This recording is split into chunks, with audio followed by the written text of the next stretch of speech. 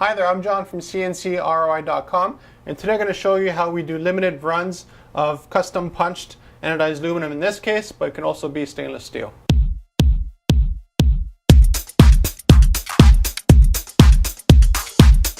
Due to the fact that CNCKing.com is a custom fabrication shop, whatever customers send to us we have to make. Now that means we try to keep our material as much in the raw form as possible. And there's no difference with that when it comes to anodized aluminum. Now we do a lot of custom anodized aluminum business cards, and that's why we keep a whole bunch of these in stock. But quite often we have customers with machines and other products where this format, this size works perfectly for them. But the issue is that they want holes. Now a quick way to produce holes is to use a punch. The issue with that is that you don't have the absolute precision that you would have if you made it raw using a water jet or plasma or a laser cutter. So the first thing we do is before we start making holes, we make a jig.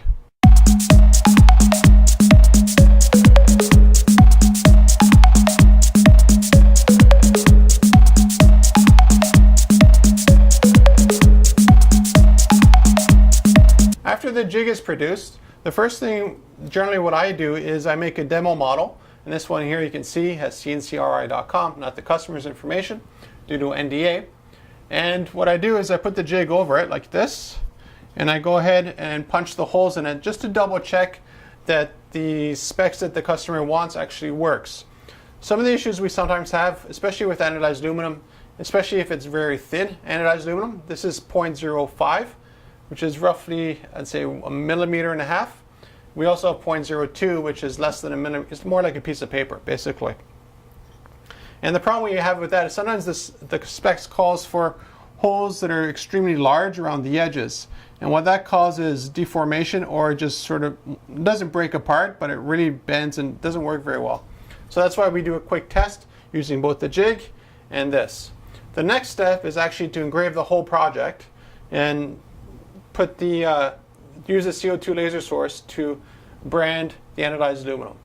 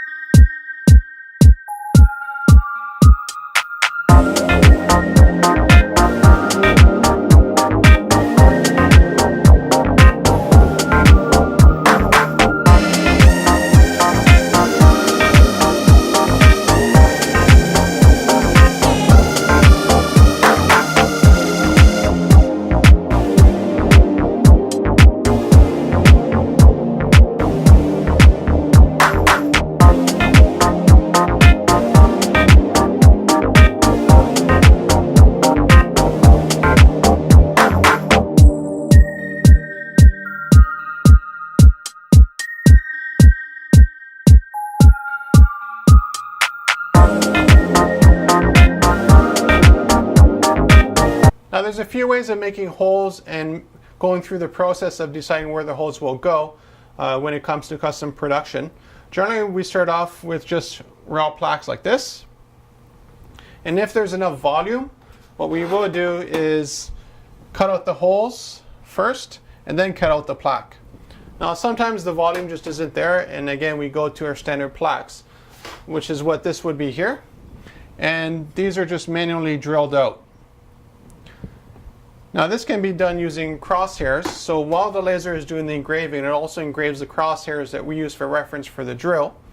Another way is just to put like a small little dot, which is something we do sometimes, again depending on the specs. So we put a dot in the middle, and then I know right away to center the punch to that dot, and produce a pretty good result from that. But all of those require some manual you use your eye to try to get the perfect center point. And using jigs just avoids all of that, especially when you have quite a few units to do, you get kind of tired of trying to align things very, very precisely. So using a jig, as you can see, the hole is here, and if it's totally perfectly on there, all the edges, because this was cut using the same format as the business card size here. So as you can see, all the holes are exactly perfect thanks to the jig.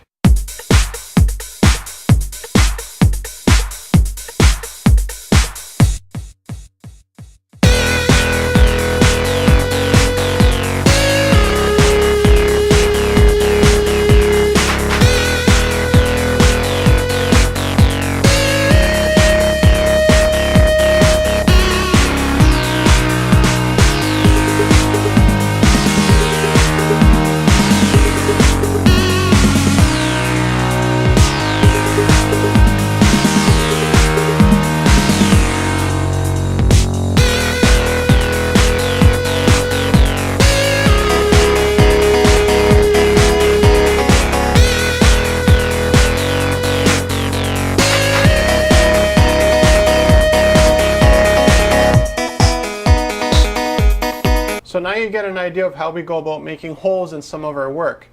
The best process to do this is actually to do the holes first and then do the engraving and then do the plaque. But sometimes because of volumes or because of the material or because of timelines, that's not possible. That's why jigs, drills, and other equipment that we have here in the shop is very useful for our customers. So if you're looking for custom plaques for welding plaques, machine plaques, mining plaques, whatever kind of plaques you want, contact me at CNCKing.com.